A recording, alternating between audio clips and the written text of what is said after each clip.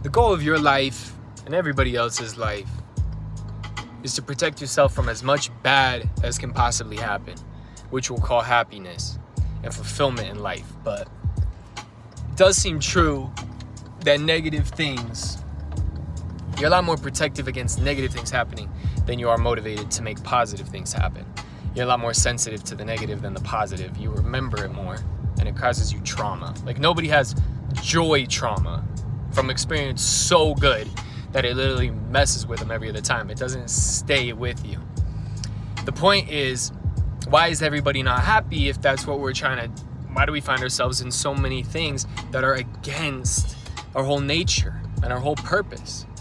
And most of those reasons, if you got big enough nuts to accept it, are your own fault. And no matter what anybody else says of, oh, well, you were just born with an unlucky thing and all this, like, unlucky situations don't last for centuries of your life. It just doesn't.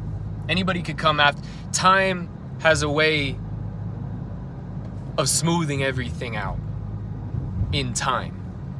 That's its power. And you, the real version of you, the self, who you are, all those things cannot be covered up for long.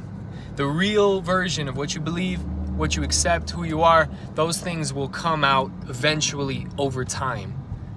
And with enough repetitions, you'll see the reality of who you are. You'll get what you are, and you are what you do.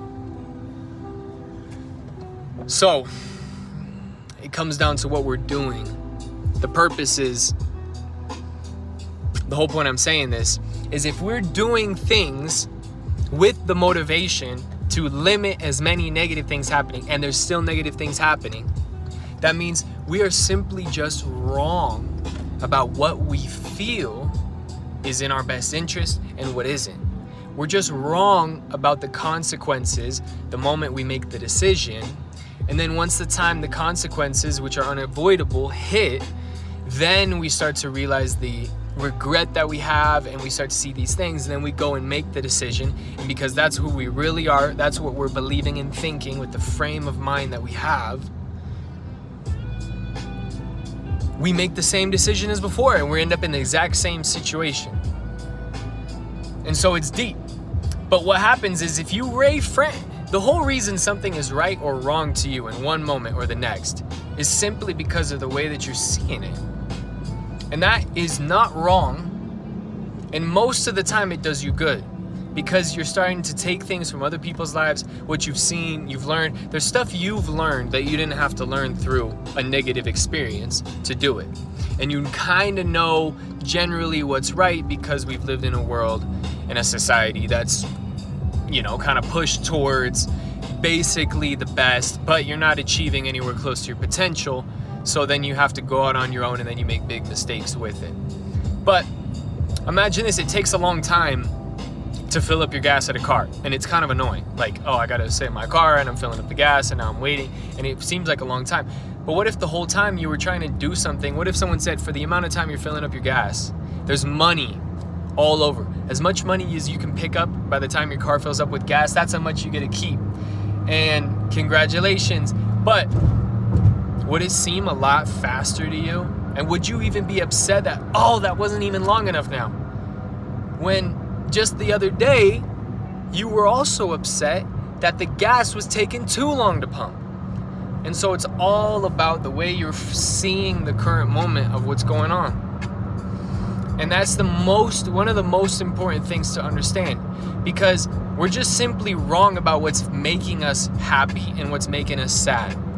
What if the things that we're so worried about, that we feel, oh, there's no possible way that this thing could be good for me, I got to get rid of this, and I can't have this around, and I'm going to do everything I can to compulsively deny this thing and reject it, and all that work to try to get that thing away, when it's something that really, really is not going to affect our happiness half as much as all the effort we're giving to get rid of it. We get upset because it's not going away.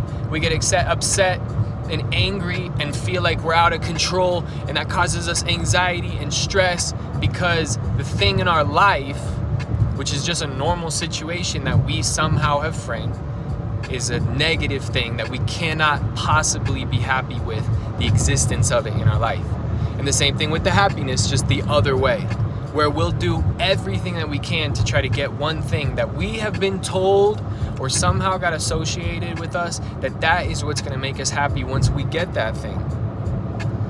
And the happiness that we feel right now isn't really that real because we still don't have the goal. We don't have the thing. Like, you can't feel happy right now because you don't have the other stuff. That's a manipulation tactic. That's not being used everywhere all the time. Society's not totally aimed against the happiness of individuals. I don't believe that. But there are certain times when that framework, nobody's going to come out and say it clear, but that framework is in the best interest of the people who want you to do something new with your life, to make a new decision, to go somewhere new, or to buy something that's in their best interest, and that the thing that you end up doing is the thing that they're offering. And that's really the way it goes. So being content, being grateful for what we have, that's the opposite of what the people who are trying to get stuff from you want you to feel.